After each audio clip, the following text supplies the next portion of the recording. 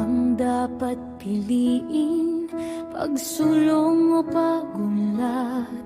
Nakatingin sa skyline, ang ganda ng syudad. Mga tore ng salapi, bawat sulok ay ginto't yaman. Pero sa ilalim nito, sa kalyeng madilim, may batang gutom, may inang umiiyak sa gabi. Ang tanong, ito ba'y pagsulong o pag-unlad na may piling?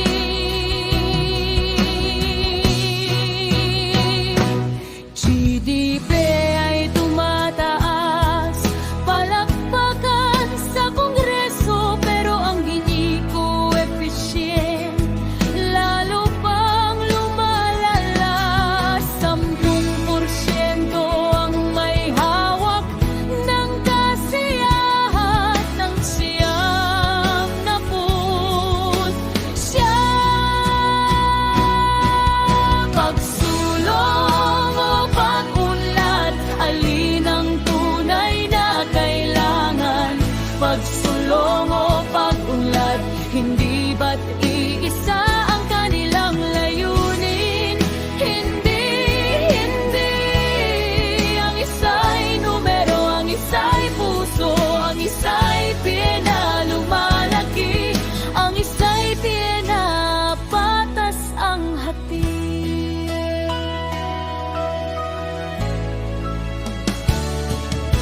Pagsulong mabilis, malakas, mapanlin lang. Pagunlad, mabagal, matibay para sa lahat. Tandaan mo anak, ang Bhutan ay hindi pinakamayaman, ngunit ang kanilang happiness index mataas. Ang Costa Rica, walang army, pero ang kanilang literacy, no'y dieterase. Hindi lahat ng ginto ay nagpapayaman. Hindi lahat ng pagtaas ay pag-angat. Pagsulong o pag-unlad, alin ang pipiliin natin? Pagsulong o pag-unlad, ngayon ay oras ng desisyon. Kung pagsulong ang yaman ay ilan, kung pag-unlad ang yaman ay lahat, kung pagsulong ang kalikasan ay sakripisyo, kung pag-unlad ang kinabukasan ay protektado. Piliin mo, piliin natin. HDE, Human Development Index.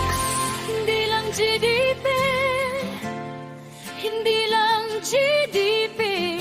Kapag ang tao ay malusog, may edukasyon malaya. Doon nagsisimula ang tunay na pag-unlad. Para sa lahat, hindi lang para sa ilan.